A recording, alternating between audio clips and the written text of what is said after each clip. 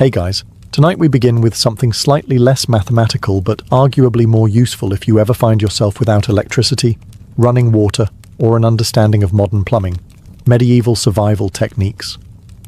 So before you get comfortable, take a moment to like the video and subscribe, but only if you genuinely enjoy what I do here. And let me know in the comments where you're tuning in from and what time it is. It's always fascinating to see who's joining us from around the world, possibly while hoarding beans. Now, dim the lights, maybe turn on a fan for that soft background hum, and let's ease into tonight's journey together. In the medieval world, fire wasn't a convenience. It was everything.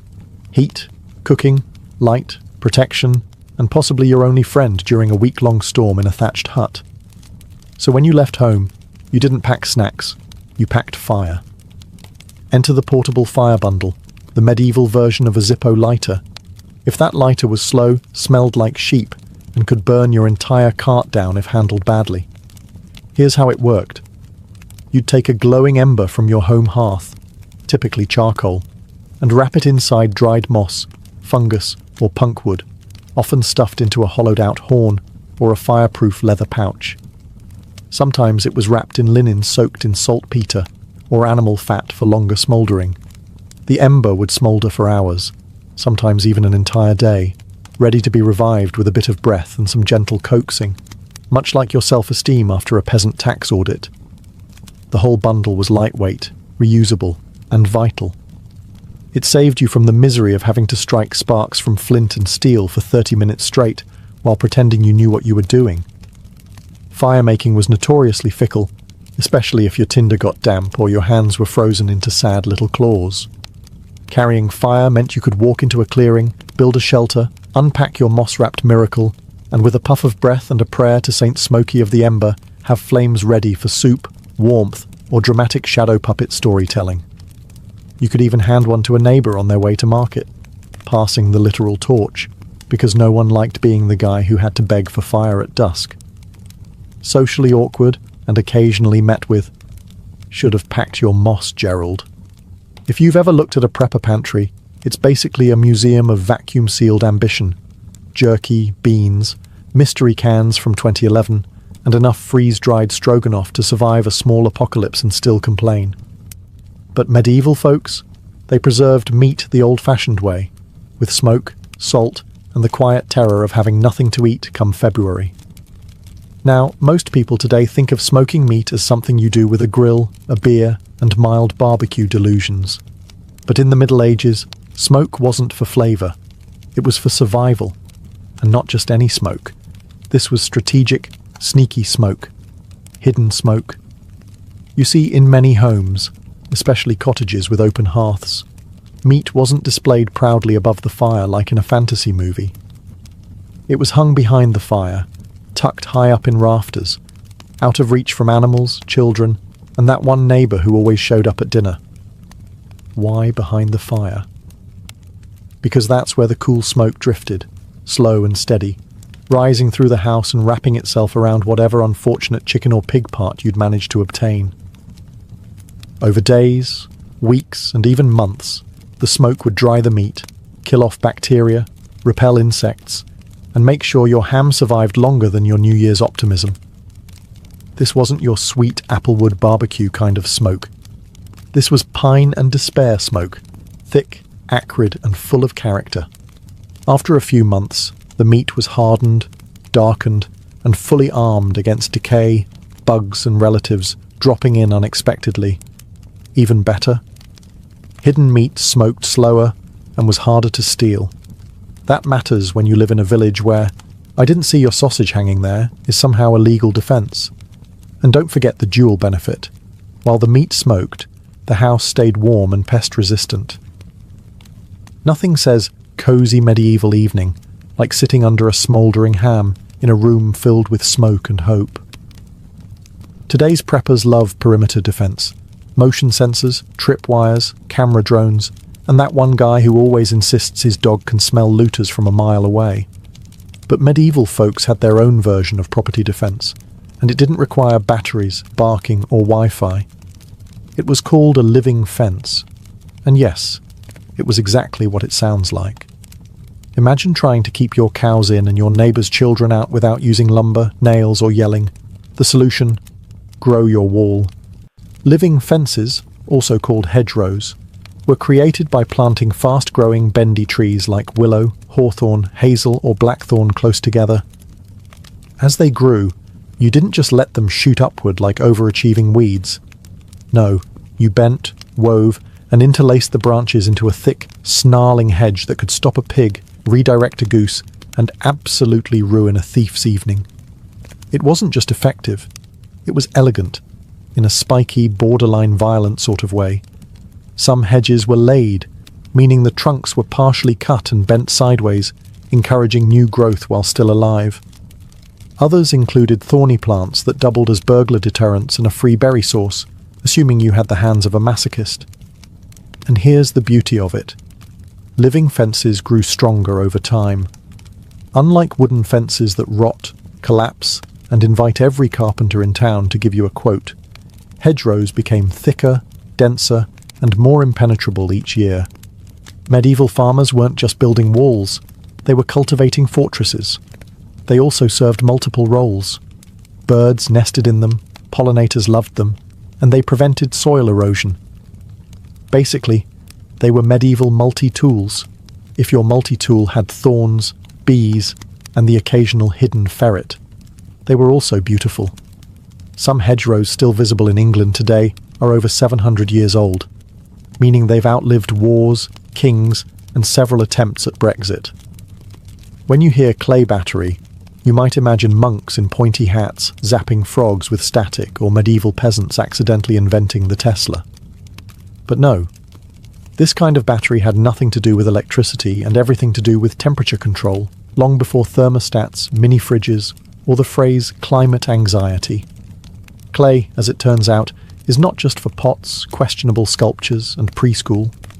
In the medieval world, it was also an unspoken genius of thermal mass, which is a fancy way of saying it holds on to heat, or cold, like a stubborn grandmother holds on to grudges. Let's break it down. Medieval homes and food storage pits often used clay-lined vessels or walls to regulate temperature. In the summer, clay kept food cooler than the surrounding air. In the winter, it retained heat longer than most building materials. This wasn't science fiction, it was just physics with mud. People would store milk, butter, or stew in unglazed clay pots soaked in water. As the water evaporated from the porous surface, it cooled the contents, kind of like a medieval refrigerator, but cheaper, quieter, and less likely to make your leftovers taste like Freon. Some even buried clay pots in cellars or shaded pits, where the Earth's steady underground temperature helped preserve food, drinks, and sometimes Grandma's emergency apple pie. They could also be heated near a fire, then used to slowly release warmth through the night. Clay bricks were placed in beds, under cloaks, or even wrapped in wool and carried on wagons, the medieval equivalent of a hot water bottle, but earthier. And unlike modern batteries, these never exploded. At worst, they just cracked and quietly gave up. If you've ever cursed at a pan because your eggs decided to permanently fuse with it, you might appreciate Teflon. But if you lived in the Middle Ages, long before non-stick coatings and late-night infomercials, you relied on something far simpler and far more blister-inducing: friction glaze. Yes, medieval folks actually polished their cookware by hand to create a smooth, semi-resistant surface that helped reduce food sticking. It wasn't magic, and it wasn't perfect, but it worked surprisingly well, especially if your expectations were already shattered by a lifetime of cabbage-based disappointments. Here's how it worked. Pottery, especially cookware, was usually made of coarse clay, which is about as non-stick as sandpaper. But by rubbing the still damp pots with smooth stones, bone tools, or even hard wood, they compressed the surface, aligning particles and sealing pores. This painstaking polishing created a subtle shine known as a burnished glaze. Imagine someone spending half a day massaging a soup pot like it owes them money. That's friction glaze. Now, did this stop everything from sticking? No. This wasn't a miracle, It was medieval innovation, but it reduced food adhesion enough to make cleaning easier and stew less crusty. Some even coated their burnished pots with a thin layer of animal fat, then fired them to help seal the surface, a kind of prehistoric seasoning process. It also helped the pots last longer by making them more resistant to water and cracking. And for extra points, burnished pots looked nicer. In a time when most things were grey, wooden or dying, a shiny cooking pot was basically the medieval equivalent of kitchen bling. Of course, the process was labour-intensive, and likely gave many potters permanent shoulder problems, but it meant the difference between usable cookware and a vessel that turned porridge into plaster. Modern preppers might spend hundreds on titanium cookware or whatever the latest anti-stick miracle is. But medieval folks? They sat down, grabbed a rock, and just kept rubbing until the pot obeyed. Primitive? Maybe. Effective? Absolutely. Long before GPS, Google Maps, and that one friend who swears he knows a shortcut and absolutely doesn't, people had to navigate using their ears, especially in fog, or forests, or those charming medieval mornings when the mist was so thick you couldn't see your own cartwheel. Enter the lost art of sound navigation. Not a superpower, not echolocation by bat, but practical survival through careful listening. And frankly, we don't give our ancestors enough credit for this. These were people who could identify their village by the angle of a church bell and determine how lost they were by how many dogs were barking. Let's say you're travelling on foot. No compass, no landmarks, just fog, mud, and a deep suspicion that you're walking in circles. You'd tune your ears to the bells, church bells, cowbells, even strategically placed clappers or gongs in certain regions. Towns often rang their church bells not just for mass, but as auditory lighthouses. Sound that cut through the mist and reminded you that civilization still existed. Somewhere. Herds were often equipped with cowbells or sheep bells, not just so you could find them again when they wandered off to commit mischief, but so you could follow the noise back home, assuming you didn't follow the wrong herd and end up in Gerald's pasture again. Forests and passes sometimes had wind chimes, clanging pots, or drums hung from trees to help mark trails. A clatter on the wind meant you were going the right way, or at least a way that someone had gone before, and possibly survived. Fishermen used horns and echoes to find harbour entrances. Travellers would shout, clap, or bang sticks to judge distances by echo return. Primitive sonar minus the wetsuit. Even taverns helped. Many had musicians or loud gossip that spilled into the street like a beacon of ale-fueled safety. Follow the loot, and you'd find warmth, food, and possibly your cousin passed out under a bench. Like you lived in the Middle Ages and wanted to keep your teeth from rotting out of your skull prematurely, you had one go-to, charcoal. Not toothpaste, not floss, just burned stuff. Medieval people didn't exactly have Colgate. What they had was charred wood, ground into powder and mixed with salt, dried herbs, or crushed shells, applied directly to the teeth using fingers, sticks, or in the case of the particularly fashion-forward, a rag tied around a twig. This rustic blend became a sort of tooth scrub that could polish enamel, remove food build-up, and maybe, if the saints were kind, delay total tooth collapse until your 40s. Now, was it pleasant? Absolutely not. Rubbing gritty ash against your teeth feels exactly how it sounds, like chewing sand during a bonfire. But it was better than the alternative, which was to let plaque party freely until your gums staged a violent revolt. Charcoal also had mild antibacterial properties, meaning it helped fight bad breath. Sort of. Fresh breath in the medieval context meant you could speak within 3 feet of someone without causing tears. Some recipes added mint, rosemary, or sage, not for effectiveness but for the illusion of hygiene.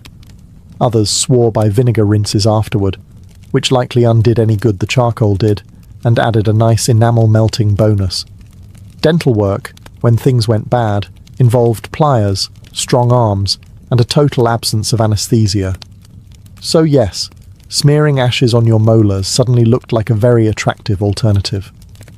Today, charcoal has made a comeback, in hipster toothpaste and spa treatments. But let's be clear, medieval folks didn't use it to be trendy. They used it because the only other option was having your teeth pulled by a guy named Bartholomew who also sharpened knives. Let's be honest, modern housing is mostly drywall, concrete and IKEA furniture that collapses if you even think about leaning on it wrong. But medieval peasants, they built homes out of sticks, mud, straw and sheer optimism. The method? It was called wattle and daub, which sounds like a quirky folk band, but was actually the backbone of everyday survival architecture. Here's how it worked. First, you start with wattle, which is just a fancy word for woven branches, twigs, or long flexible sticks. Think basket weaving, but taller, colder, and way more likely to collapse on your goat. These wattle panels were then fastened between wooden posts, creating what looked like the skeleton of a very confused fence. Next came the daub, a charming hand-mixed concoction of mud, straw, clay, and animal dung. Yes, dung. Because in the Middle Ages, if it wasn't at least partially made of poop, were you even trying?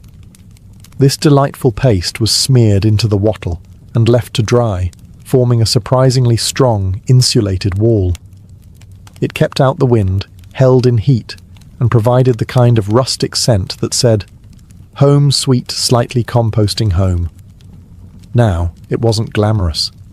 Your walls might occasionally crack, flake, or attract curious chickens, and patching them up was just part of your weekly to-do list, right between "don't starve" and "yell at the neighbour's goat." But it was cheap, effective, and best of all, locally sourced. No shipping fees, no carbon footprint, just earth, labour, and possibly a little trauma. Despite how primitive it sounds, wattle and daub could last decades, even centuries with maintenance. Some medieval homes still standing today have their original wattle walls, which means some peasant in 1350 did a better job than your last contractor. Picture medieval bedtime, a rickety straw mattress stuffed with regret, a thatched roof dripping something suspicious, and the constant threat of fleas, lice, and things that buzz, bite, or crawl with suspicious confidence. Enter the surprisingly elegant solution: herb-laced bedding, a rustic blend of aromatherapy and pest control. Invented not because they were fancy, but because medieval peasants didn't want to wake up as a banquet for parasites. You see, stuffing your mattress with plain straw was just asking for company, the itchy, twitchy, blood-sucking kind. So instead, smart households mixed in strong scented herbs like lavender, mint, wormwood, pennyroyal, and rosemary. Not for luxury, for defense. These herbs were nature's medieval bug spray. Their strong scents repelled fleas, lice, and mosquitoes, and occasionally your spouse. Some herbs, like tansy or rue, were even believed to keep away demons. Conveniently, they also kept away nosy in-laws. The result? A bed that smelled like a suspiciously pleasant salad and kept the crawlies at bay, for a few nights at least. After that, you had to refresh the herbs, or risk being scratched awake by a tick with anger management issues. It didn't stop at mattresses either. Herbs were strewn across floors, woven into door frames, and hung in bunches over beds. Basically, if you could shove a sprig of wormwood into it, you did. It turned homes into slightly terrifying apothecaries, but cleaner, safer, and better smelling than the neighbour's goat barn. In an age before bug nets and DEET, this was brilliant. Entire manuals were written on which herbs worked best. Some people even believed that dreams were sweeter when you slept on lavender. Science? Questionable. But if it made you forget the damp ceiling and the fact your pillow was a sack of oats, then bless it. Long before the age of refrigerators humming in the kitchen and light-up freezer drawers filled with forgotten peas, medieval folks had to get creative to keep their food from turning into science experiments. Enter the marvel of passive preservation. Stone cooling shelves, also known as slab shelves, larders, or, to put it simply, that cold rock we put the cheese on. Here's how it worked. Thick slabs of stone, often slate or marble if you were fancy, were built into the shaded walls of homes, particularly on the north-facing side, where the sun rarely touched. These stone shelves absorbed the naturally cooler temperatures of the earth and surrounding air, creating a sort of ambient cold zone, basically a medieval version of a mini-fridge, but with less noise and more spiders. In cooler months, they kept milk, butter, meats, and whatever passed for leftovers from spoiling too quickly. Even in warmer weather, the stone remained cooler than the air, thanks to its thermal mass, which is science speak for rock doesn't care how hot it is outside. No cords, no motors, no light bulb to shame you at 2 a.m. Just stone, shade, and sheer hope. Some homes even had entire stone pantries or cold rooms with thick walls and earthen floors. These were precursors to modern root cellars, and they were usually located as far away from the cooking fire as possible, because while medieval people loved hot soup, they didn't want it slowly heating their butter storage. In wealthier households, these shelves could be lined with damp cloths or porous jars filled with evaporating water to enhance the cooling effect. A clever use of physics without ever uttering the word evaporative. In poorer homes, it was just put the milk on the cold slab and hope it doesn't curdle before lunch. These days, if you twist an ankle or get stung by a bee, you reach for an ice pack, painkillers, or maybe a gel that promises cooling relief and delivers mild regret. But in the Middle Ages, when medicine often involved leeches or someone whispering Latin over a goat horn, people had a more accessible, less terrifying option. Cabbage leaves. Yes, cabbage. The humble vegetable known today for ruining school lunches and making boiled dishes smell like despair, once played a starring role in medieval first aid.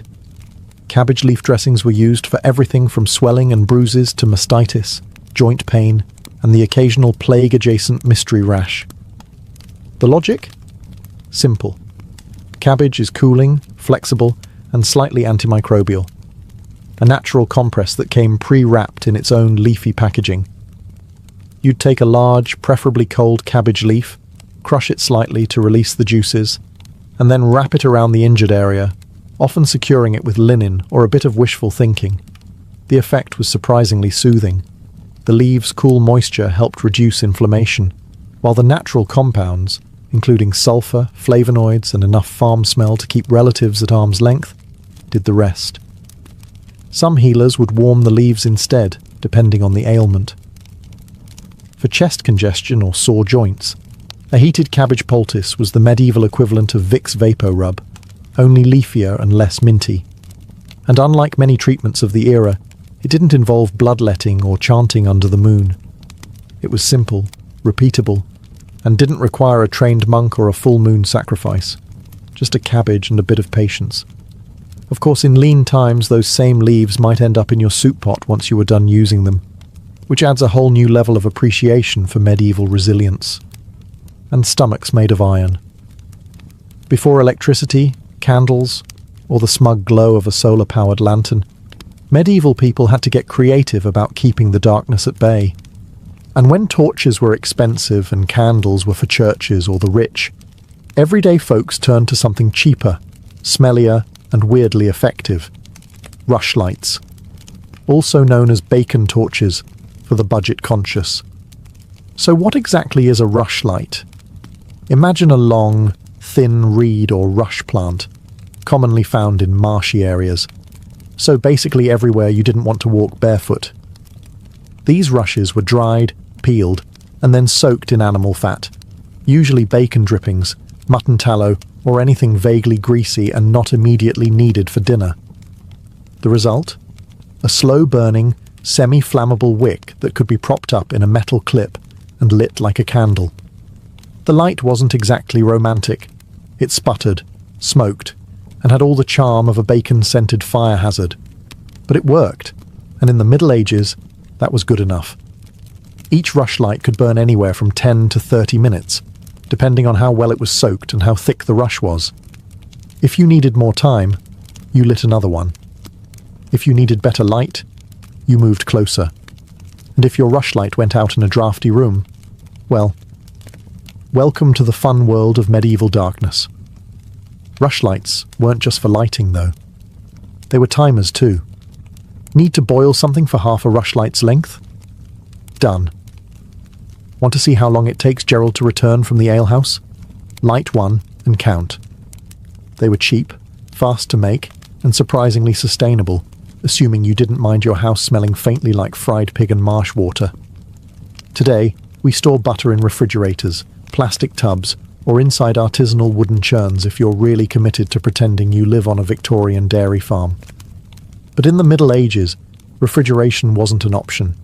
So, naturally, someone looked at a swamp and thought, yeah, let's put the dairy product in there. And thus, bog butter was born. Bog butter is exactly what it sounds like. Butter, or sometimes lard, that was buried in a peat bog. Why a bog? Because, despite being full of mud, insects, and things that probably hiss when disturbed, bogs are cold, oxygen-poor, and acidic. Nature's least inviting but surprisingly effective preservation chamber. People would take large quantities of butter, wrap them in cloth, bark, or even wooden barrels, and bury them deep in the peat, and not for a few hours. We're talking months, years, or in some cases, centuries. Archaeologists in Ireland have found bog butter over 3,000 years old. That's right. Some ancient Celtic peasant's forgotten snack is now in a museum instead of on toast. The cold, airless bog kept bacteria and fungi from spoiling the butter, and the tannins in the peat helped prevent oxidation. The result? A weirdly preserved lump of dairy that, according to brave modern taste testers, smells like cheese, smoke, and earthy regret. Now, was this the go-to for your everyday kitchen butter? No. This was long-term, survival mode storage, likely used for winter rations, tribute, or that cousin who always came uninvited in spring asking for food. Burying your butter in a bog also had the benefit of security. Want to keep thieves away? Hide your valuables in a freezing ankle-deep mud pit. No one's digging for breakfast in that. If you're imagining medieval people living in cosy hobbit holes with rustic larders and shelves of neatly labelled preserves, think again. Food storage was often less Pinterest and more, please don't let this go rancid before winter kills us all. And one of the cleverest solutions? Hollow trees? Yes, the original pantry that grew itself, required zero carpentry, and came with built-in camouflage. Hollow trees were surprisingly common across the medieval countryside. Whether naturally formed from age, lightning, rot, or over-enthusiastic squirrels, these cavities became impromptu storage units for peasants, travellers, and anyone with something perishable and no better options. Need to stash cheese, dried meat, or apples away from the house? Shove it in a tree. Want to keep food from being stolen by the neighbour's goat, or worse, the neighbour? Tree. Travelling through the woods and need a cold place to store that questionable pheasant you found? Tree. The interior of a hollow tree provided shade, insulation, and natural concealment. The thick bark and enclosed cavity kept temperatures relatively stable and helped slow spoilage. Not ideal for long-term preservation, but perfect for short-term storage, especially in cooler months. Some even lined the inside with leaves, moss, or bark to keep things dry and add a touch of that rustic medieval feng shui. Others placed food inside ceramic or leather containers before tucking them into the hollow, which at least gave the illusion that squirrels weren't licking your dinner. It wasn't just for food either. Hollow trees were also used to hide valuables, weapons, herbal remedies, and in a pinch, small children, during raids, not as a babysitting technique. A good tree could be the difference between starving and surviving, or at least the difference between cold cheese and suspiciously warm cheese. In the survival world, eating bark is usually code for things have gone very wrong. But in the Middle Ages, it was actually a legit survival food. Introducing bark bread, a medieval delicacy that says, I didn't starve, but I did chew a pine tree. During times of famine, which was often, peasants turned to the forest, not for game or mushrooms, too seasonal, too poisonous, but for tree bark. Specifically, the inner bark, or cambium, from pine, birch, or elm trees. This isn't the tough outer stuff, it's the soft, moist layer just beneath that was shaved off, dried, ground into flour and mixed into bread dough. Was it delicious? No. Was it nutritious? Actually, surprisingly, yes. Bark contains fiber, trace minerals, and complex carbs. It kept people alive when grain stores were empty, taxes were due, and the cows had mysteriously stopped producing milk, probably unionizing. Most recipes mixed bark flour with whatever was available, acorns, nettles, actual flour if you were lucky, and baked it into flat, chewy loaves that looked like bread and tasted like forest. But when your choices were bark bread or becoming bark yourself, you chose carbs. Some people even toasted or roasted the bark before grinding it, which gave it a smoky flavour, or at least distracted from the fact that you were eating tree. And it wasn't just for peasants.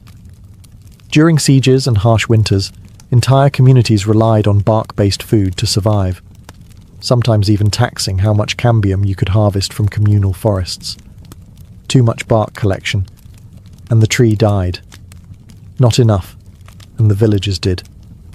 So if the world ends and you're standing in the woods, no food in sight, don't panic. Just look for a birch, channel your inner peasant, and remember, you can totally eat that. In the land between the Tigris and Euphrates, beauty was a daily devotion. Ancient Mesopotamians didn't just groom themselves, they ritualized it. For them, cleanliness and adornment were signs of civility, favor with the gods, and even political status. You weren't just putting on a face for the world, you were preparing yourself for divine observation. Let's start with the eyes. Thick black eyeliner wasn't born in Cleopatra's boudoir. It was thriving centuries earlier in Sumer. Both men and women painted dramatic lines using kohl, a powdered concoction of lead, copper ore, and antimony. While this might horrify modern dermatologists, they believed it protected them from evil spirits, and, more practically, from the desert sun's glare. Their skincare routine would make modern influencers pause. Crushed semi-precious stones were mixed into oils to exfoliate and brighten the skin. Mud from the riverbanks, full of minerals, was smeared onto the body in thick, cooling layers. After it dried, it was gently scraped off, leaving the skin smooth and luminous. Yes, the first clay masks were less spa day and more ancient science. Hair removal was another ordeal. Using sharpened seashells or early tweezers, they plucked, scraped, or burned off body hair. Smoothness was equated with refinement and with godliness. The more polished your appearance, the closer you were to resembling divine perfection. Even their statues of gods and priestesses are hairless and immaculately styled, with symmetrical features and wide, painted eyes. And let's not forget the scent. Fragrant oils weren't just pleasant, they were powerful. Myrrh, frankincense and cedar were infused into animal fats and applied to the skin like perfumes. People believed these scents purified the body and pleased the gods. In royal courts, perfumed oils were so valuable that they were offered as tribute. Eyebrows? Tattooed. Permanent cosmetics weren't invented in the 20th century. They were already practiced in ancient temples. Women inked their brows using soot or natural dyes, creating bold arches that framed their faces dramatically. It was beauty with commitment. If you think today's beauty trends are extreme, let's talk about Cleopatra. Yes, the Queen of Eyeliner was more than just a seductress. She was the poster girl for Greco-Roman beauty obsession. While her face graced coins, her influence reached into every apothecary and boudoir from Alexandria to Rome. And she wasn't alone. Roman women inherited Egypt's taste for luxury, and then dialed it up to 11. Let's begin with the iconic milk bath. Cleopatra was rumoured to bathe in donkey milk daily. Whether it was 500 donkeys or just a strong rumour, the truth is this. Lactic acid, found in sour milk, is a natural exfoliant. Romans copied this enthusiastically. Elite women bathed in milk, honey and rose petals, believing it would smooth wrinkles and lighten the skin. And yes, it worked, just not for your wallet. Now to the face. Roman women desired pale, almost ghostly skin, a sign you were wealthy enough to avoid sunlight. Enter cerussa, a face powder made of white lead, highly toxic, but hey, it gave that flawless matte finish. Women applied this daily, layering it on thick over the cheeks and forehead. Over time, it caused sores, hair loss, and in some cases, death. But looking like a goddess, worth it. Rouge and lip stain were made from red ochre, crushed beetles, or mulberry juice. The more vivid your lips and cheeks, the more youthful and seductive you appeared. For eyeliner and eyebrows, soot mixed with animal fat did the trick. And if your eyebrows weren't naturally bold, no problem, just draw them on. Or better yet, tattoo them, just like in Mesopotamia. Hair was another battlefield. Roman women curled their hair into intricate styles using heated metal rods, long before your grandmother's curling iron. They dyed it using herbs, ash, or even fermented leeches. Yes, seriously, for that fashionable blonde look. Wigs made from German slave hair were common among elite Roman women trying to show off their wealth and style. And perfume? An empire in itself. Romans were addicted to scent. Oils infused with saffron, cinnamon, and roses were rubbed into every crease of the body. Bathhouses smelled like botanical gardens dipped in musk. In ancient China, beauty wasn't flashy, it was philosophical. Where Rome chased glamour, the Chinese aesthetic prized balance, harmony, and inner key. But don't mistake subtlety for simplicity.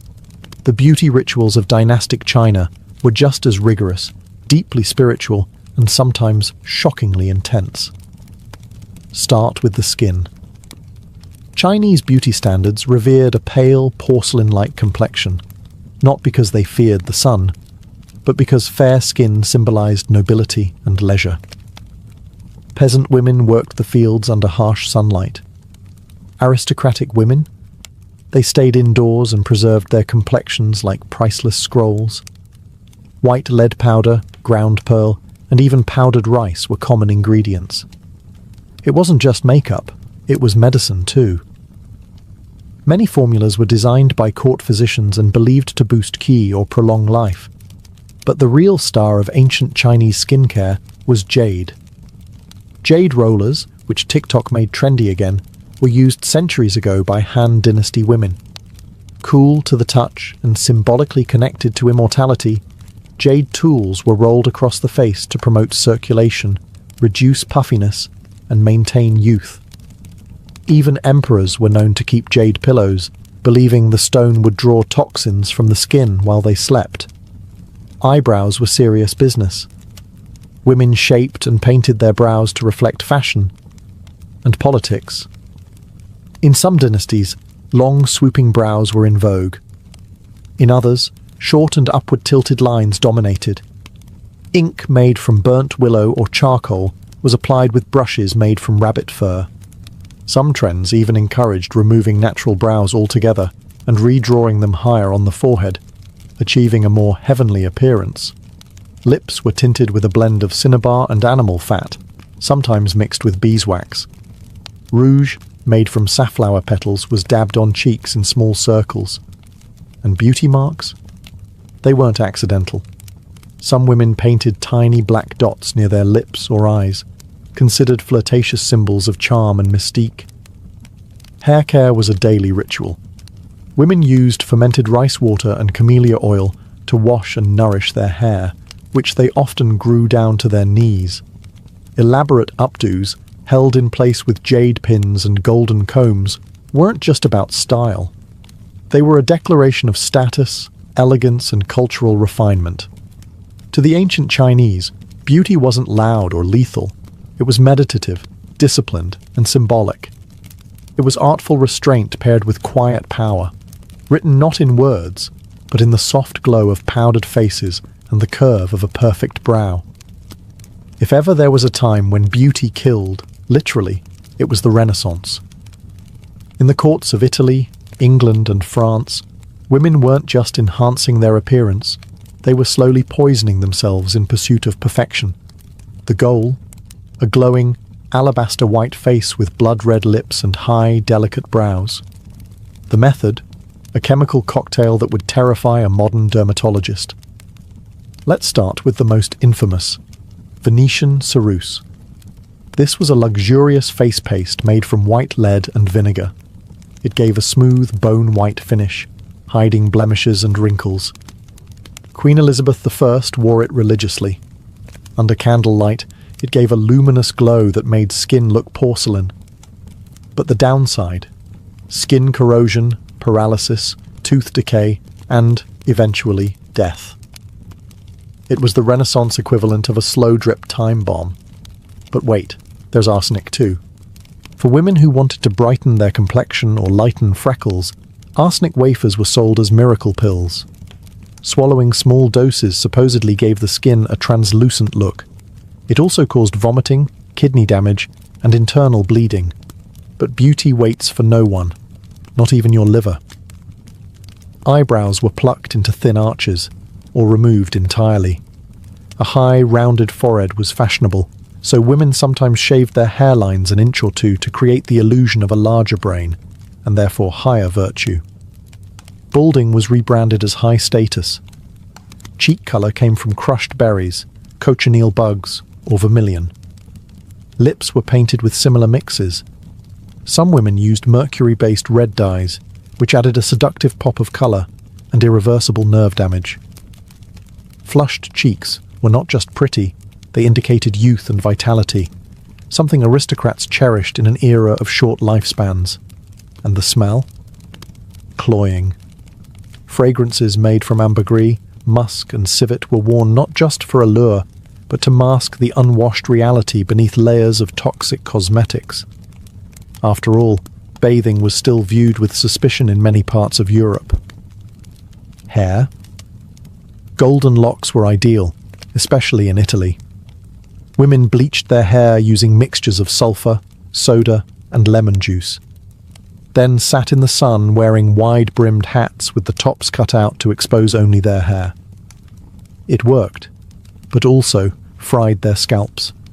Long before modern skincare touted natural as a buzzword, ancient India had already written the manual. And it wasn't just skincare, it was Ayurveda, the science of life. Indian beauty rituals weren't isolated routines. They were extensions of spiritual wellness, diet, and inner balance. Beauty was the outer mirror of your doshas, your elemental energies. Let's start with the bath. The ritual of cleansing was sacred. Women of the Vedic period bathed in turmeric-infused water or milk, followed by exfoliation with ubtan, a paste of chickpea flour, sandalwood, turmeric, milk, and rose water. It brightened the skin, slowed aging, and purified energy.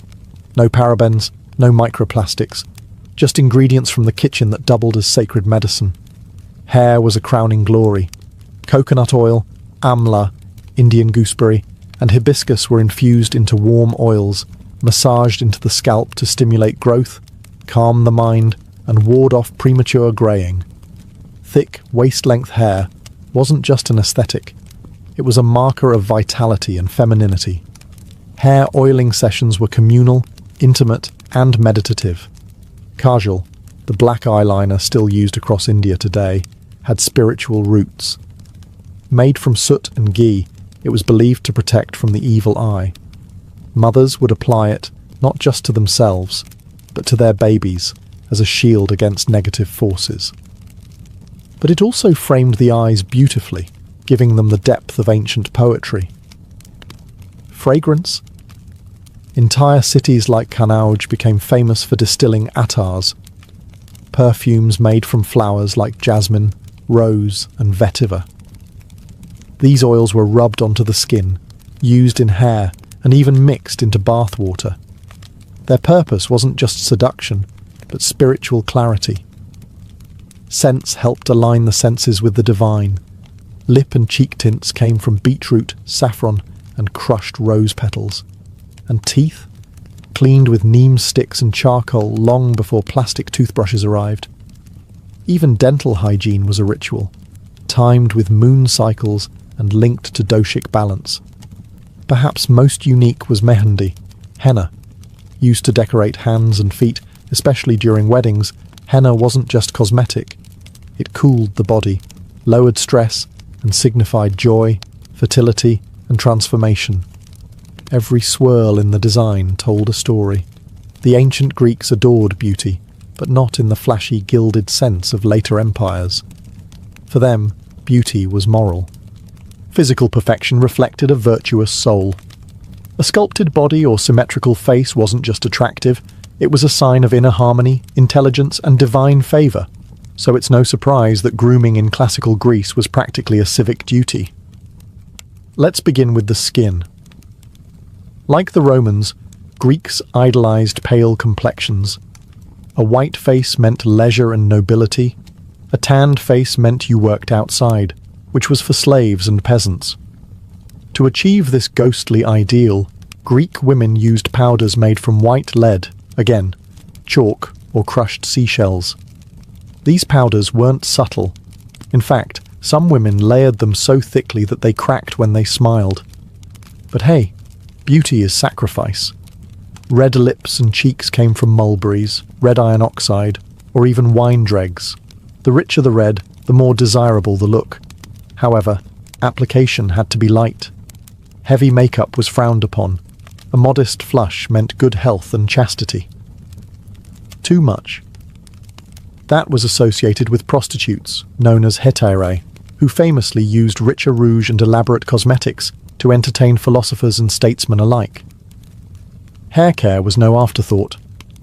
Greek women prized long, wavy hair, often styled in braids, buns, or knots, and held together with ivory or bronze pins. To lighten their hair, they rubbed in vinegar, lemon juice, and sometimes used ashes. Blonde hair, especially, was idealized as divine and foreign. Think Helen of Troy. Wigs and hairpieces made from enslaved northern women weren't uncommon among the elite. Eyebrows were key. A single, continuous brow, yes, a unibrow, was a sign of purity and intelligence. Women who weren't naturally blessed would fake it using powdered antimony or soot. Some even glued goat hair between their brows. All for that soft, scholarly look. Perfumes were blended with care, using olive oil as a base mixed with herbs like marjoram, thyme, and iris root. They were applied after bathing, which the Greeks did obsessively, often in public baths.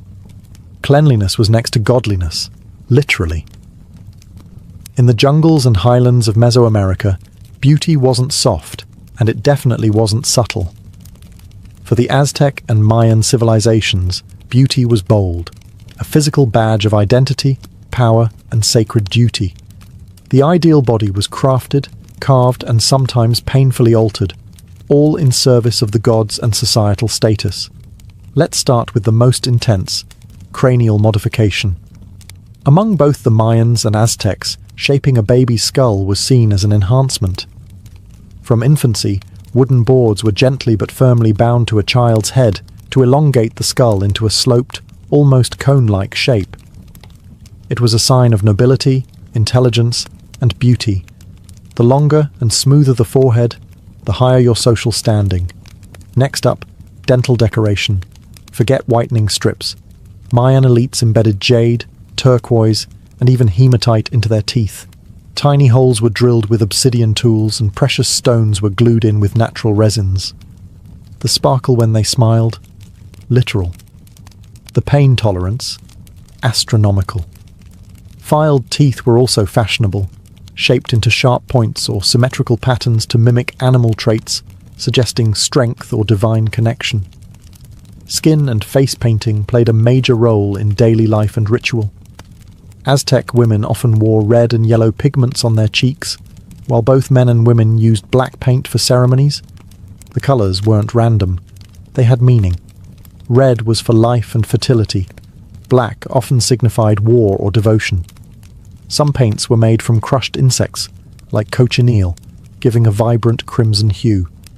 Piercings and tattoos were spiritual commitments. Ear, nose, and lip piercings were common, often adorned with jade or bone jewellery. Tattoos, created with thorns and ink, displayed one's family lineage, religious role, or even battlefield honours. These weren't subtle accessories, They were declarations of loyalty to gods like Quetzalcoatl or Ixchel. Even crossed eyes were considered attractive among the Maya. Mothers dangled beads in front of their infants' noses, training them to look inward until their eyes misaligned. This wasn't seen as a defect, but as a sign of mystical insight. Across the vast and varied landscapes of ancient Africa, beauty was as diverse as the terrain itself. From the lush Nile Valley to the savannas of Nubia and the trade cities of West Africa, beauty rituals were both practical and profoundly symbolic. Adornment wasn't just a matter of style, it was a statement of identity, status, and even cosmic alignment. Let's begin in ancient Egypt, where beauty was practically a science. Both men and women wore kohl around their eyes, not just for allure, but as protection. The black pigment, made from galena or lead sulfide, reduced sun glare and warded off infections. The dramatic lines extended beyond the lids, creating the famous almond-eyed look of Egyptian art. Eyes weren't just mirrors of the soul, they were sacred instruments, channels to the divine. Perfume was a luxury and a necessity. Egyptians loved scent so much that they created perfume cones, wax cones infused with myrrh, cinnamon, and lotus oil that were worn on the head during ceremonies. As the cone melted in the heat, it released fragrance, coating the hair and body. Daily hygiene included scented oils after bathing, often applied with stone or alabaster jars that were art pieces in themselves. Skincare was rooted in both beauty and climate survival. Palm oil, shea butter, and castor oil were used to protect the skin from harsh sun and dryness. These oils weren't just moisturizing, they were medicinal. Mixed with herbs, they healed wounds, soothed rashes, and preserved the skin's glow. Body scrubs were made from sand or crushed seeds, keeping skin exfoliated and clean long before loofahs were invented. In Nubia, hairstyles were central to identity. Elaborate braids and shaved patterns told stories of tribe, age, and marital status. Hair was often dyed with henna, or decorated with beads, shells, and gold threads. A towering styled coif was more than fashionable. It was regal. Further west, in ancient Yoruba or Songhai territories, body painting using indigo and ochre pigments played a role in rituals and celebrations. Tribal markings, either scarified or painted, were not seen as blemishes, but beauty enhancements and markers of strength and heritage. Beauty has always demanded something in return: time, effort, money. But in the ancient world, it could also demand your health, your sanity, and even your life. Across civilizations, the pursuit of perfection often crossed into dangerous territory. While these rituals were admired and even worshipped, they sometimes left scars far deeper than the cosmetic. We've already seen the chilling ingredients: lead, arsenic, mercury, and crushed insects, all used in makeup and skincare. What these substances had in common was toxicity. Lead face powders, used in Rome, Greece, and later Renaissance Europe, caused hair loss, muscle paralysis, and slow organ failure. And yet, the paler your skin, the higher your desirability. It was a poison wrapped in a compliment. In ancient China, women of the elite class once bound their feet from an early age in pursuit of the so-called lotus foot, an ideal that symbolized grace and obedience. Though foot binding became more dominant during later dynasties, early iterations of similar practices already existed. The result was permanent deformity. But it wasn't considered cruelty, it was considered beauty. Let's not forget the ritualized pain of tattoos, piercings, and body modifications. For the Maya and Aztecs, inserting jade into your teeth or reshaping your skull was seen as a mark of honor, but the risk of infection, pain, and permanent damage was high. Likewise, in ancient African and Middle Eastern cultures, scarification was a sign of strength and beauty, but involved cutting intricate patterns into the skin, often without antiseptics. Even perfumes could be dangerous. In Egypt, perfume cones often included ingredients like cinnamon oil, which in high concentrations can burn the skin. And since bathing with water was a luxury, heavy oils could trap dirt and bacteria, leading to infections. Cosmetics and treatments weren't regulated or standardized. One person's beauty secret was another's slow demise. And since many rituals were passed down by word of mouth or inscribed in secretive texts, misinformation was as common as vanity itself. In every culture, the pursuit of beauty reflected the values of the time, power, divinity, nobility, virtue. But the cost? It was often paid in silence. The scars were hidden beneath powders, perfumes, and elaborate hairstyles. Long before monopoly ruined family dinners, the people of ancient Mesopotamia were already obsessed with board games, especially one called the Royal Game of Ur. Discovered in the 1920s by British archaeologist Sir Leonard Woolley in the Royal Cemetery of Ur, this game dates back over 4,500 years. But it wasn't just some idle diversion tucked away in a dusty corner. It was sacred, symbolic, possibly even cosmic. The game's board itself is a masterpiece, a small rectangular box with 20 decorated squares made of lapis lazuli, shell, and red limestone, inlaid in bitumen. Imagine something that looked less like a toy and more like a divine artifact. Players moved their pieces using tetrahedral dice, four-sided pyramid shapes, to race from one end of the board to the other. The goal? Get all 7 of your pieces off the board before your opponent. Sounds simple enough, but the deeper you look, the more layered it becomes. Some scholars believe the layout represents a spiritual journey, a metaphor for the soul's progress through fate and chaos. The middle squares were thought to be dangerous or magical, places of chance, protection, or divine judgment. In this view, winning wasn't just about luck. It was about navigating the cosmos wisely, like threading a needle through the will of the gods. And speaking of gods, yes, they were involved. Clay tablets from later periods describe how people used the game for divination.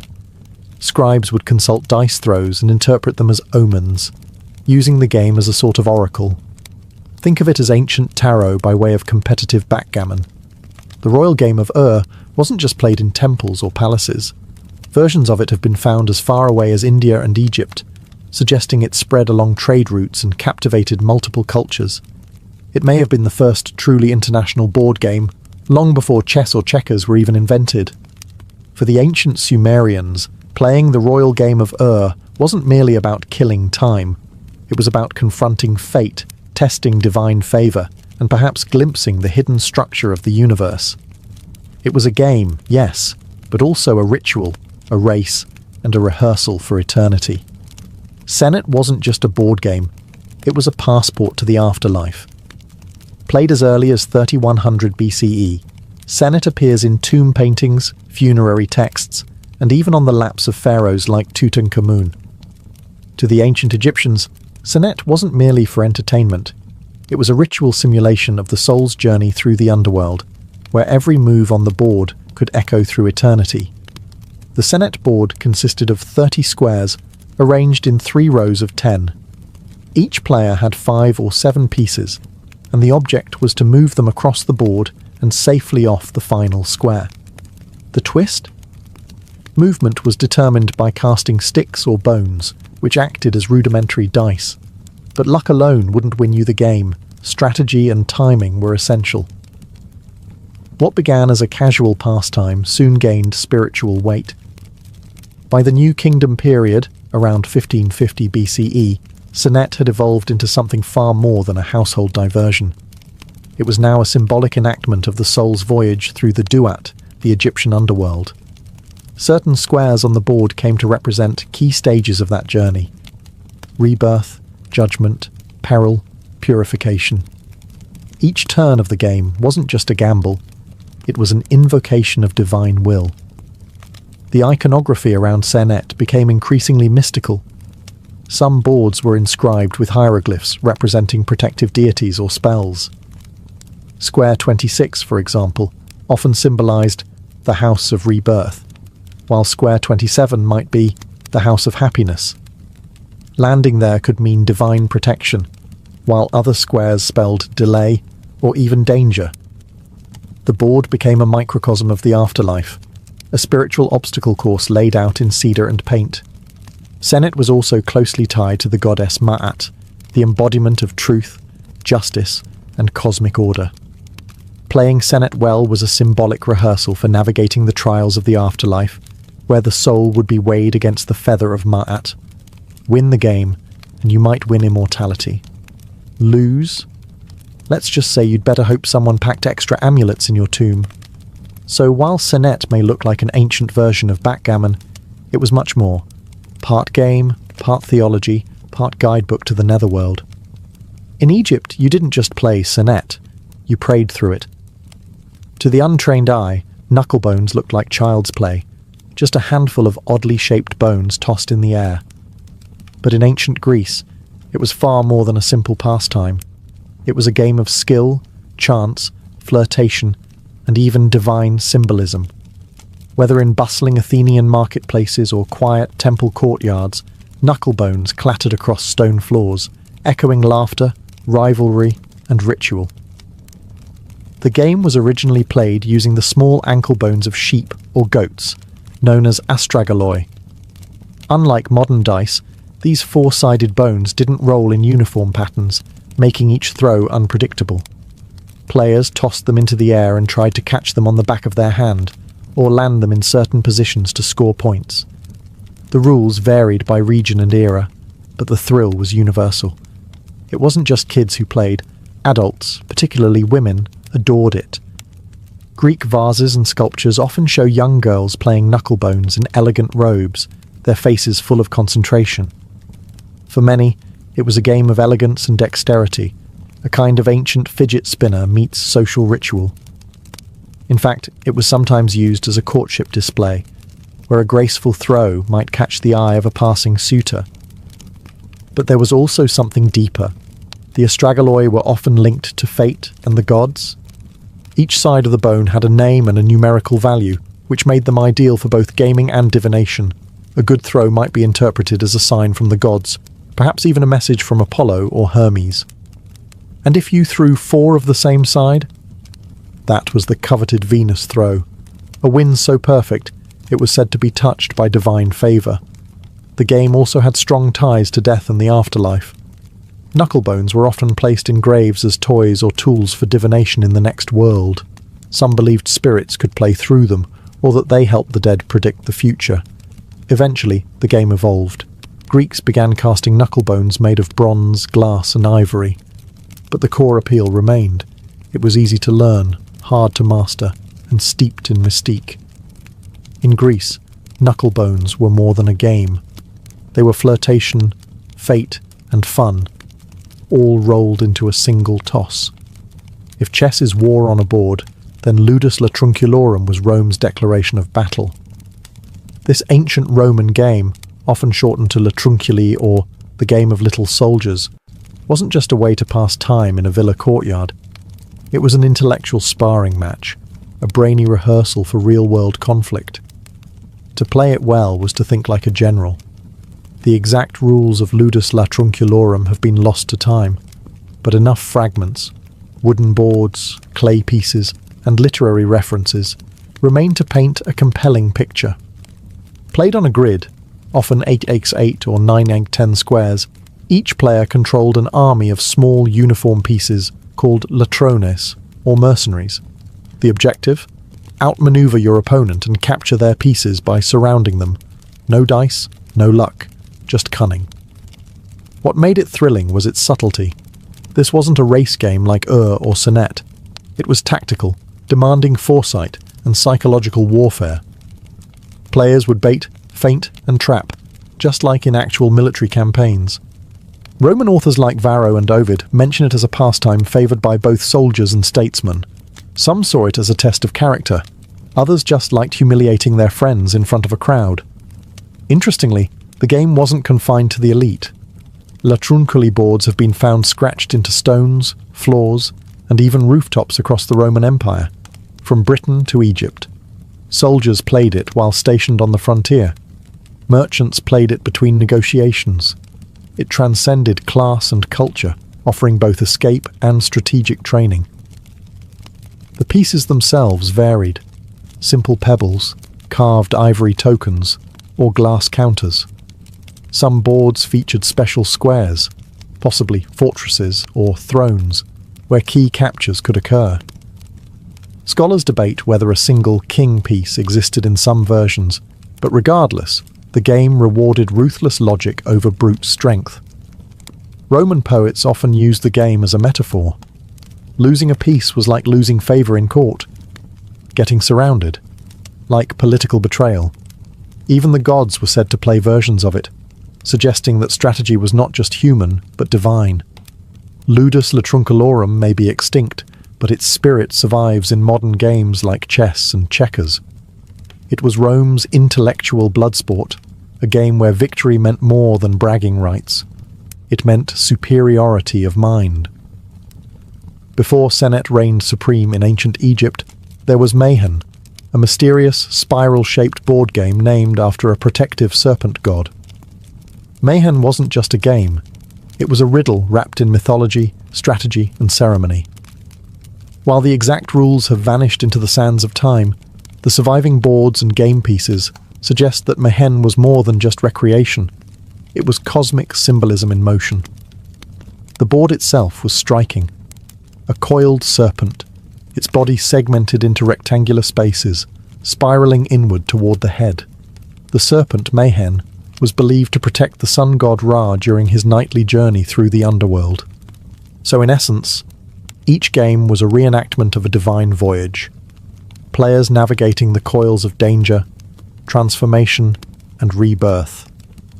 The pieces discovered alongside Mayhen boards include small lion-shaped tokens and round marbles or spheres.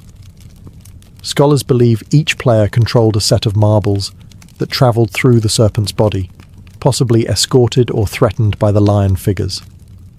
The lions may have acted as guardians, obstacles, or even competitive attackers.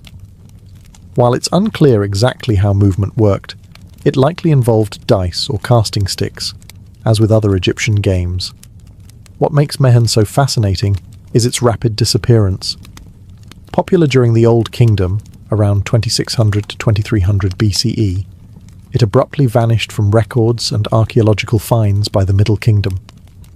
Why? No one knows. Some theorize that its religious associations fell out of favour. Others believe it was simply overshadowed by Senet's growing role in funerary rites. Either way, Mayhen became a relic, leaving behind only beautiful serpent-shaped boards and silent, lion-headed pieces. Its presence outside Egypt is equally intriguing.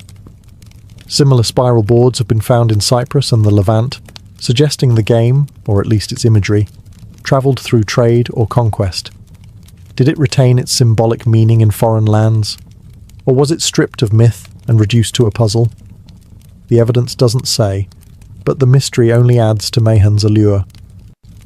In the end, Mayhen was more than a pastime. It was a walk along the divine spine of a serpent, a metaphor for protection, risk, and the eternal cycle of life and death. To play it was to enter a spiral, one where each move echoed with myth. Long before the Vikings wrote sagas or carved runestones, they played Tafel, a family of asymmetric board games that mirrored their brutal world of raids, sieges, and survival. From frozen longhouses in Norway to trading ports in Ireland, Tafel games were spread across the Norse world, sharpening minds as much as swords. These were not gentle pastimes.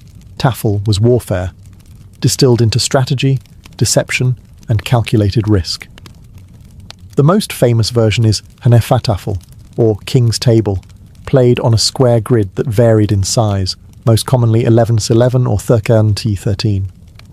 The asymmetry is the game's signature. One player commands a king and a small group of defenders in the centre of the board. The other controls a larger army of attackers on the edges. The king's goal? Escape to a corner square. The attacker's goal? Capture the king by surrounding him on all four sides. There are no dice, no luck, only logic, planning, and brute positional play. And just like in Viking raids, the odds are not even. The attackers outnumber the defenders 2-1, forcing the king's player to think like a desperate leader, constantly evading, redirecting, and outwitting the enemy. Tafel boards were often carved from wood, antler, or even stone, with intricate grid patterns and stylized playing pieces. Wealthier warriors might own versions made of glass or bone, with figures shaped like warriors, kings, or dragons. The boards were portable, easy to carry on longships, and the rules, though regional, shared the same heartbeat: conflict. It wasn't just entertainment. Tafel trained Viking minds for real-world leadership and ambush tactics. It taught when to retreat, when to sacrifice, and how to think several moves ahead. In an age where alliances shifted like wind on the fjords, the ability to anticipate your opponent could mean the difference between glory and death. Tafel was so embedded in Norse culture that even Christian missionaries used it to connect with pagans, sometimes replacing the king piece with a bishop. But as chess spread into Scandinavia during the medieval period, Tafel began to fade, seen as a relic of the old gods. By the 12th century, it was nearly extinct, though echoes of it still survive in regional games like Tablet. In its prime, however, Tafel was more than a board game. It was a Viking battlefield, just quieter, cleaner, and played with bone instead of blood. In the grand courts of ancient India, amid elephants, incense, and sacred chants, a game was being played, not just for fun, but for fate. Pachisi, known as the national game of India, was more than just a pastime. It was a cosmic dance of karma, kingship, and calculated risk. With origins dating back to at least the 6th century CE, and possibly earlier, Pachisi was a favourite of emperors, especially the legendary Akbar the Great, who didn't just play it, he lived it. The game board is shaped like a giant cross, symbolising the 4 cardinal directions and the intersection of fate. Each arm of the cross forms a path of squares, converging at a central square, representing the throne or home. Players race their 4 pieces around the board, trying to return them all to the centre before their opponents. The twist? Movement is determined by throwing 6 or 7 cowrie shells, not dice. The number of shells landing open side up dictates the movement. So every turn blends chance, choice, and divine whim. But Pachisi isn't just about movement. It's about capture. Land on an opponent's piece, and you send them back to the beginning. Timing, positioning, and bluffing are everything. A rash move can lead to disaster. A patient strategy can dominate the board. It's a game of nerves, much like the chess of war or the politics of court life. And yes, it was played in real life. Literally. Akbar famously built a massive courtyard version of the board at Fatehpur Sikri, where real people dressed in colour-coded clothing acted as game pieces. He played from above, moving human tokens with royal authority.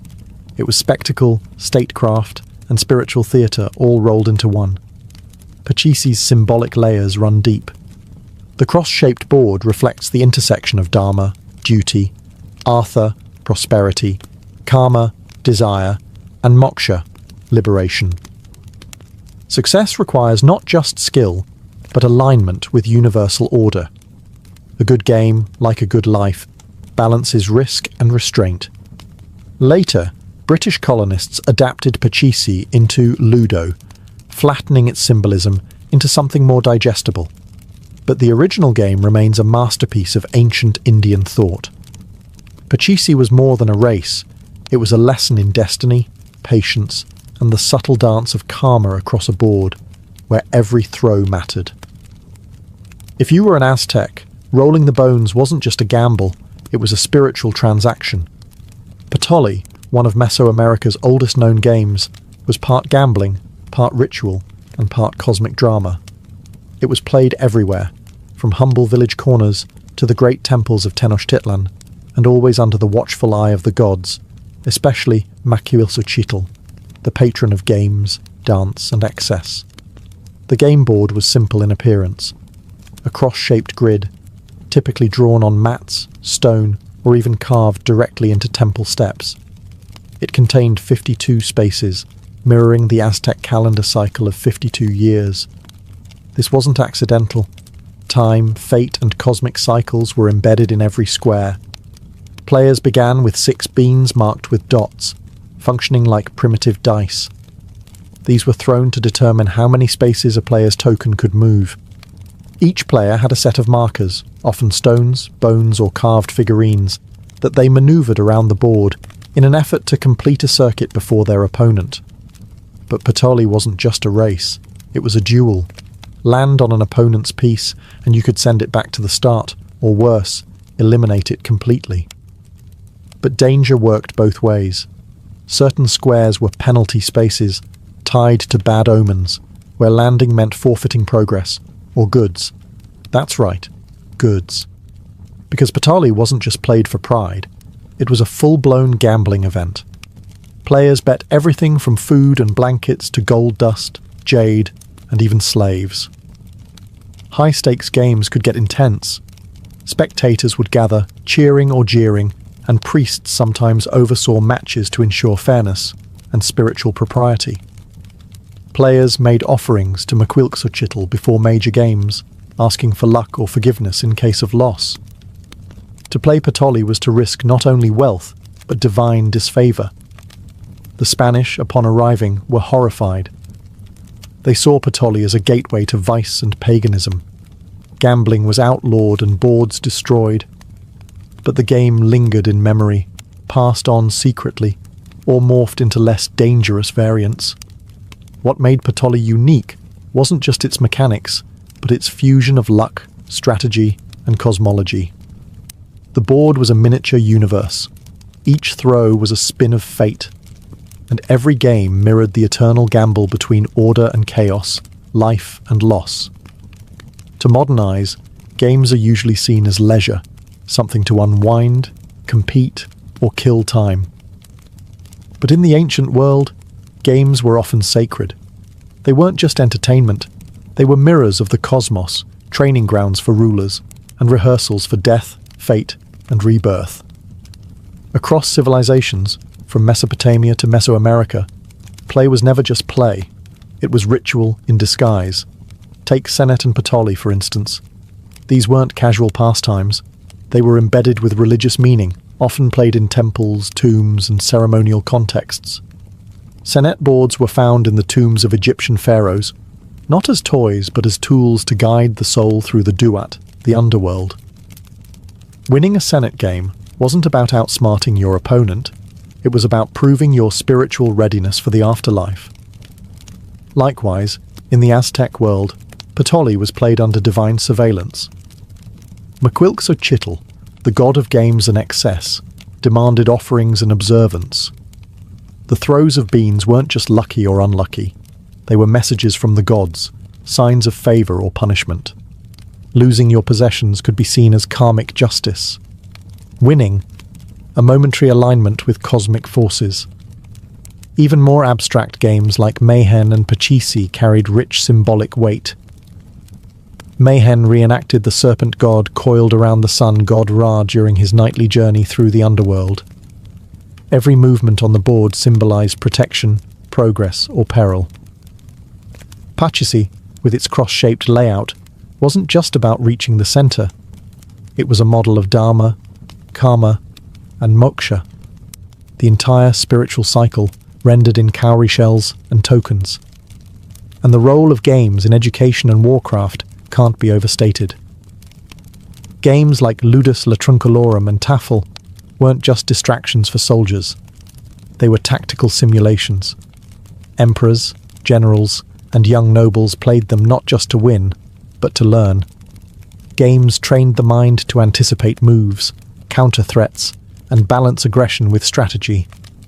They forged leaders in silence, away from the battlefield. So whether they were rolled in temples, chanted in courts, or carved into stone, ancient games served multiple roles. They amused, yes, but they also taught, healed, judged, and prepared. They connected humans to the divine, players to fate, and time to eternity. In the ancient world, when you sat down to play, you weren't escaping life. You were living it deeper. Mary Wollstonecraft. Godwin entered the world on August 30th, 1797, with more pressure in her first breath than most feel in a lifetime. She was born into an intellectual earthquake. Her parents, Mary Wollstonecraft and William Godwin, were two of the most radical thinkers of their time. Her mother was the author of A Vindication of the Rights of Woman, a fiery feminist treatise that dared to argue women were rational beings worthy of education and equality. Her father was a political philosopher and novelist who rejected monarchy, organized religion, and traditional marriage. Together, they formed one of the most revolutionary unions in Enlightenment England. And then, 11 days after Mary's birth, her mother died. From the beginning, Mary's life was marked by brilliance and loss. Raised by her father in a house filled with books, ideas, and visiting radicals, she grew up surrounded by the ghost of a mother she never knew but whose voice rang through the pages of her writing. Her father did not hide these works. He encouraged Mary to read them. Her education was anything but ordinary. She absorbed Greek myths, science, poetry, philosophy, and history before most children had learned to write a paragraph. The garden became her classroom. Her thoughts were fed by the likes of Coleridge, Rousseau, and Voltaire. But the household was far from idyllic. William Godwin eventually remarried, and Mary's relationship with her stepmother, Mary Jane Clairmont, was cold and contentious. The new Mrs. Godwin favoured her own children and viewed Mary as a moody, defiant girl with too much imagination. Mary, for her part, despised the domestic expectations placed on her and found solace only in writing and dreaming. By age 10, she was scribbling her own stories. By 14, she was reading books most adults would fear to touch. She was not a girl built for embroidery and tea. She was a storm, quietly gathering strength. Mary's childhood, framed by the ideals of political revolution, personal freedom, and feminist rebellion, laid the foundation for a life unlike any other. Her origins were haunted by death, defined by genius, and forged in fire. She was not simply her parents' daughter. She was already becoming something stranger and far more powerful. Mary Shelley, the future mother of science fiction. In the summer of 1814, Mary Godwin, just 16 years old, did something that would ignite scandal across literary London. She ran away, but not alone. She eloped with the already married, wildly idealistic poet Percy Bysshe Shelley, a man 5 years her senior, who was both her father's admirer and his greatest disappointment. What began as a romantic rebellion would soon unravel into grief, exile, and artistic fire. Mary met Percy in her father's home, where the poet often visited to debate philosophy and pay homage to Godwin's writings. But it was Mary, not her father, who enchanted him. Quiet yet intense, she shared Percy's fascination with liberty, science, and the supernatural. They read together by her mother's grave in St. Pancras churchyard, where she would often retreat to be near the woman she'd never known. It was there, between headstones and candlelit books, that their love story began. Their departure was abrupt and reckless. Mary, Percy, and Mary's stepsister Claire Clairmont left England and sailed across the Channel to France with barely a change of clothes and no clear plan.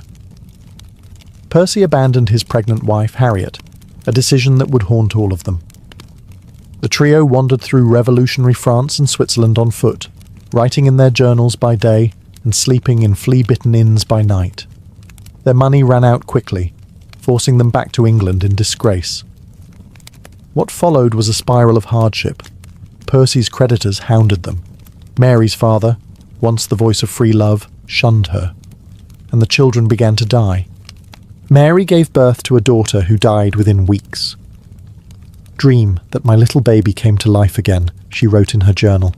"Awake and find no baby." Grief had entered her bloodstream, and it never left. Yet through the turbulence, Mary's mind sharpened. She was reading voraciously Greek myths, alchemy, galvanism, scientific theories about reanimation. She was living in exile, a radical woman in a conservative world.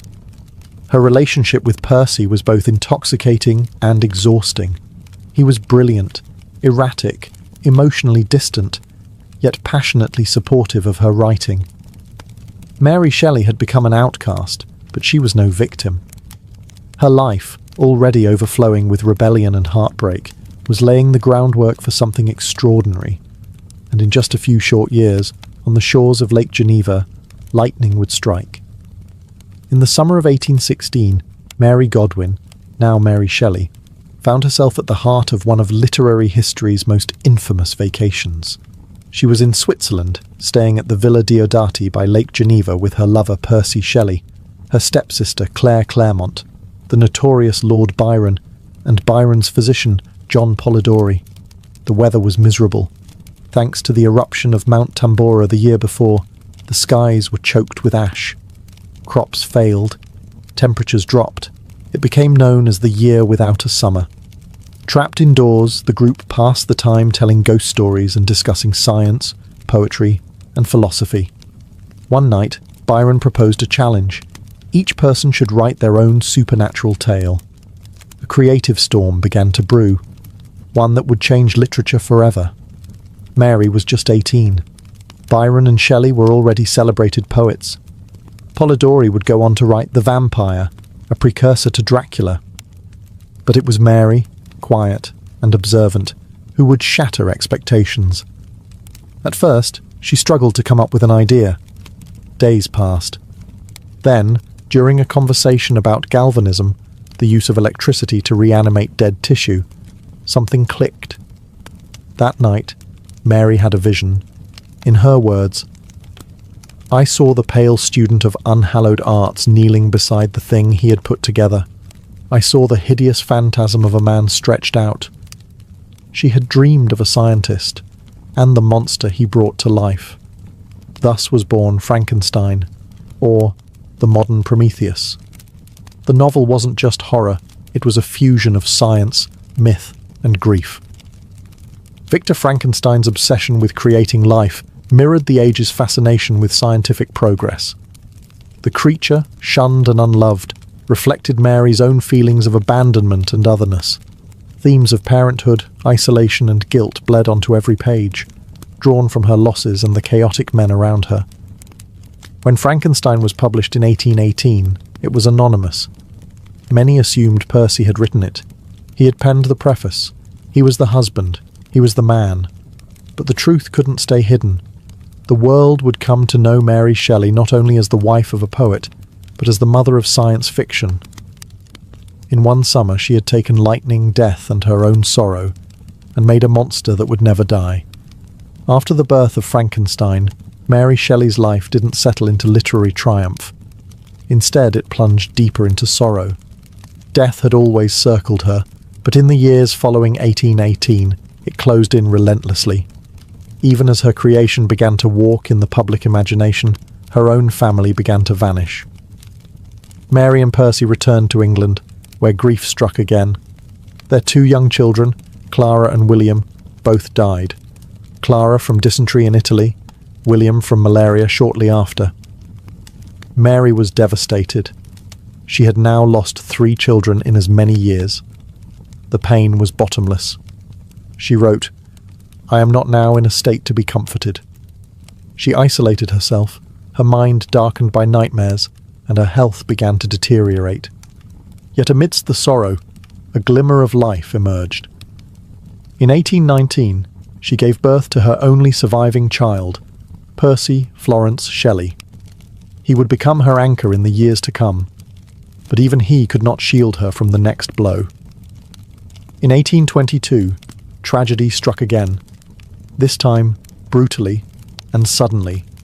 Percy Shelley drowned in a storm while sailing off the coast of Italy. His body washed ashore, unrecognizable except for a volume of Keats's poetry in his pocket. Mary was just 24 years old, widowed, broke, and emotionally shattered. She had lived through the deaths of 3 children, her half-sister Fanny's suicide, the suicide of Percy's estranged wife Harriet, and now the drowning of the love of her life. It was a gothic horror no fiction could rival. Yet somehow, she endured. Mary gathered Percy's remains, both literal and literary. She preserved his poems, his reputation, and even allegedly kept a piece of his calcified heart wrapped in silk, stored in her writing desk. Grief was no longer just a companion, it was her constant muse. And through it all, she kept writing. Her pen became her lifeline. She composed Valperga, a historical novel, The Last Man, a post-apocalyptic vision of plague and isolation that eerily mirrored her own desolation, and she edited and published Percy's works, ensuring his legacy wouldn't drown with him. Mary Shelley didn't just survive tragedy, she absorbed it, transformed it, and turned it into art. Love had defined her early years, but now, loss would shape her myth. By the mid-1820s, Mary Shelley was alone in a way few young women of her era could imagine. At just 28, she had already buried most of the people she had loved: her parents, her children, her half-sister, her husband. What remained was her pen, her son, Percy Florence, and the crushing weight of legacy. She was no longer the radical teenager who fled England for love. She was now a widow, a single mother, and a woman surrounded by ghosts. And yet, she endured. Financially unstable, Mary relied on her writing to survive. But Victorian society wasn't kind to women who had lived too much. She was judged not only as a female author, but as the scandalous wife of a controversial poet. Publishers wanted her to be palatable, respectable. So she learned to navigate the literary world with care, balancing her radical past with the need to provide a stable life for her son. She wrote tirelessly. Novels like Perkin Warbeck, Lodore, and Faulkner, each weaving themes of political exile, lost mothers, and moral conflict. They weren't as revolutionary as Frankenstein, but they reflected her evolving perspective, less idealistic, more grounded, and deeply introspective. She also produced biographies, travel journals, and countless editorial projects, including the monumental task of preserving and promoting Percy Shelley's poetry. She shaped his legacy with the same diligence she once used to shape her stories. But Mary wasn't simply a caretaker of memories. She remained intellectually sharp, politically engaged, and fiercely protective of her privacy. She rejected multiple marriage proposals. She refused to publish gossip or expose secrets. She maintained friendships with writers, philosophers, and publishers, but trusted very few. Her greatest devotion was to her son, Percy Florence. She ensured he received the best education, protected him from scandal, and gave him the quiet life she herself had been denied. In doing so, she created a version of stability that had eluded her for decades. Mary's later life was marked by physical illness, recurring headaches and paralysis in her right arm. But she never stopped writing, never stopped thinking, never stopped being the woman who had stared down grief and defied it with ink and paper. She was the last woman standing, not untouched by tragedy, but undefeated by it. Her life was no longer just a Gothic novel. It was an act of endurance. By the time Mary Shelley reached her 30s, she had become a quiet force in the literary world, not through loud acclaim, but through sheer persistence. She was no longer merely Percy Shelley's widow or the daughter of famous radicals. She was Mary Shelley, the author of Frankenstein, a novel that, over time, had begun to take on a strange life of its own. Frankenstein had first been dismissed by critics. Some saw it as a disturbing oddity, others assumed it had been written by her husband, but the public couldn't look away. By the 1830s, the story had already begun evolving beyond the page. Theatre adaptations sprang up across Europe, including The Popular Presumption, or The Fate of Frankenstein, which portrayed the creature as a mute brute, far from Mary's eloquent tragic original. Still, it proved the novel's cultural power. Her monster was no longer just hers, it belonged to the world. And with that came something extraordinary. A new genre was beginning to form. Frankenstein had unknowingly birthed science fiction. Long before Jules Verne and H.G. Wells, Mary Shelley had asked the terrifying question, what happens when man plays God? She had fused Gothic horror with Enlightenment-era science. threading human tragedy through speculative imagination. It wasn't just a horror story, it was a warning. Mary herself didn't claim to have invented a genre. In fact, she rarely called attention to herself at all. But scholars now regard her as the mother of science fiction, a title she earned not through intention, but innovation. She had taken the anxieties of her era, about science, morality, motherhood, and death, and moulded them into a timeless parable. As she edited Percy's works and navigated the male-dominated publishing world, Mary quietly influenced generations of thinkers. Her writings explored not only politics and feminism, but ecological disaster, existential dread, and ethical boundaries. Her 1826 novel, The Last Man, imagined a world ravaged by plague and loneliness, a vision that would only be fully appreciated a century later. Though ill for much of her later life, she never stopped engaging with the world through her writing. Her legacy was already in motion, creeping out of the lab, across the stage, through the press, and into the bloodstream of modern culture. Mary Shelley had breathed life into an idea that would never die, and for that, literature would never be the same. Mary Shelley's life was shaped not only by love and loss, but by identity, an identity she was constantly forced to defend, reshape, and preserve. Being a woman writer in the 19th century was already a political act. Being Mary Shelley, the daughter of revolutionaries, the widow of a radical poet, and the creator of a morally complex monster, made her existence even more loaded. After Percy's death, Mary was left in a precarious position. Though she had taken his surname through their marriage, her status as his literary executor and the guardian of his legacy was not guaranteed. His family, the aristocratic Shelleys, had never approved of Mary. They viewed her with suspicion, considered her dangerous, and offered her a meagre allowance on the condition that she stay out of their affairs. They allowed her to raise her son, but not to speak too freely. Mary played a long and careful game.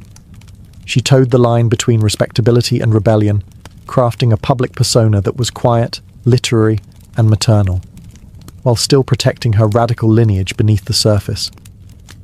When editing Percy's poetry and writing his memoirs, she subtly sanitized his atheism and revolutionary views, ensuring that his works could reach a wider, more conservative Victorian audience.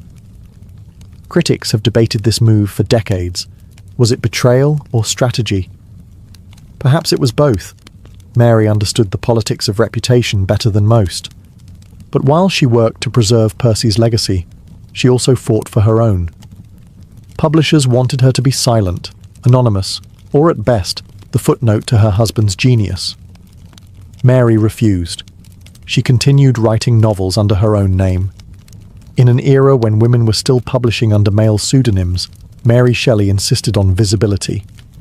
At the same time, she quietly inserted political themes into her fiction. In Lodore and Faulkner, she explored issues of female autonomy, flawed fatherhood, and the social limitations placed on women. In The Last Man, she imagined the collapse of civilization and the futility of empire, hardly subtle commentary. Mary Shelley's pen was not just a creative tool, it was a weapon. Through fiction, biography, and quiet editorial work, she shaped not only the memory of a generation, but the framework of modern literature. As the Victorian era bloomed around her, Mary Shelley entered her final decade with a quiet dignity shadowed by physical decline and emotional isolation. Though she was still recognized for her intellect and literary contributions, the world that had once swirled with radicalism and romanticism was fading, and Mary was one of its last living witnesses.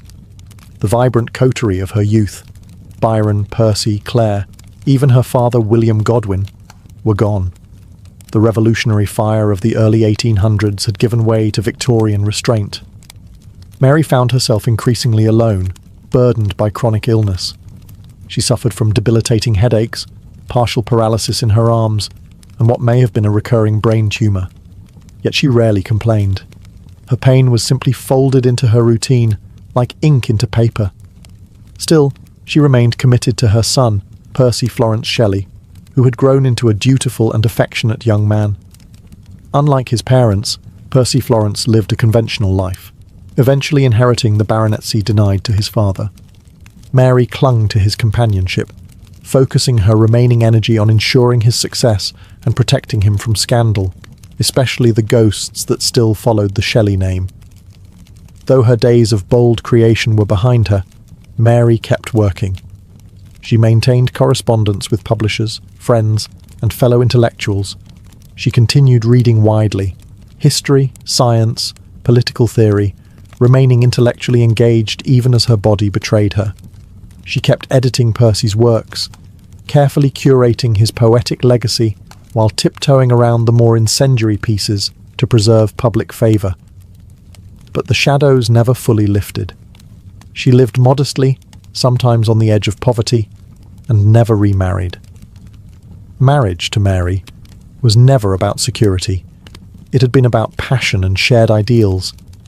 No one else could fill the space Percy had occupied, nor would she allow them to try.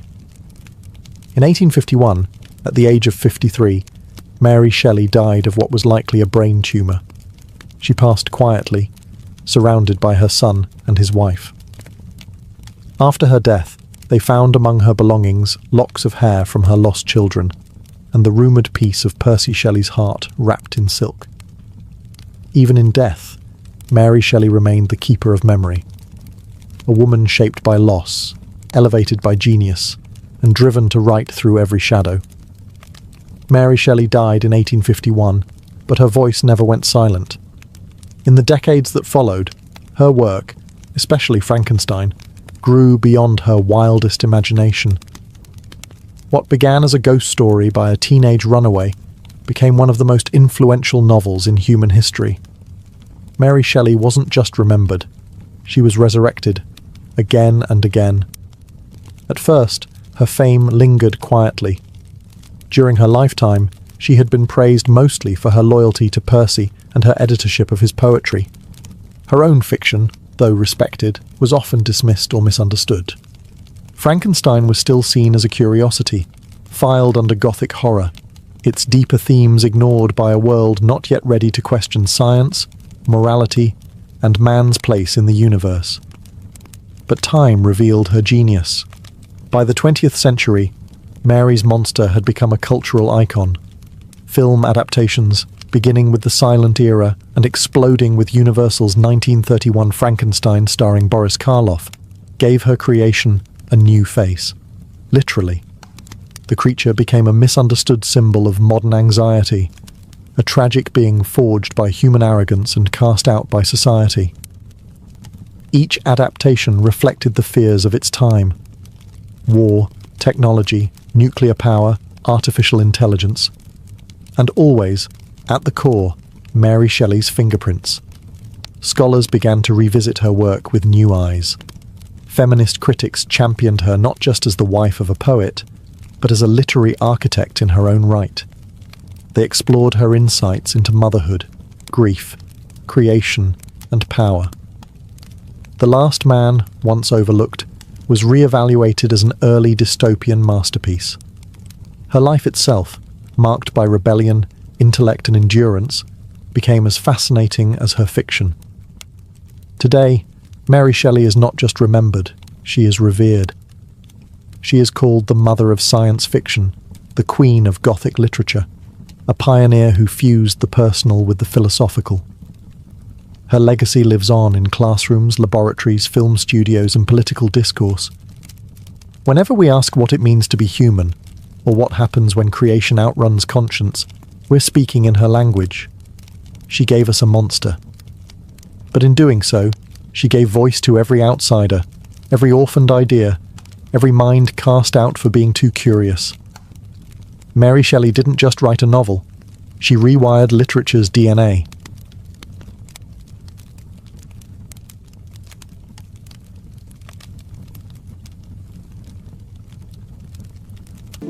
Saja's brother named Sin led Rio into the forest to hunt with his group. He hunted a lot of prey to team leader praised Rio's archery skills over and over again, making Shin extremely jealous that he couldn't catch any prey. Rio has helped the people a lot while living there. and he is very popular with the girls in the village. A guy from the neighboring village named Gon came to quarrel with Sin along with the youth in the village. And when he dared to look at Sayur with a discovered look, Sin jumped into a duel with him, but he was quickly overcome by him until Grandma Rio came to disperse them. Gon and his juniors left out of respect for Rio's grandma as the village chef, and Sin asked her permission to let Sayur live with everyone else to keep her safe. The next day, a young tax collector named Hayat came to the village, and he asked to stay at the house while he worked there. One night, when along with his juniors sneaked into the house to mess with Rory. But Rio stopped them and dragged the gun outside to punch him until Hayat ran out to stop him. Gon and his accomplice would be escorted to the capital by Hayat to be punished. And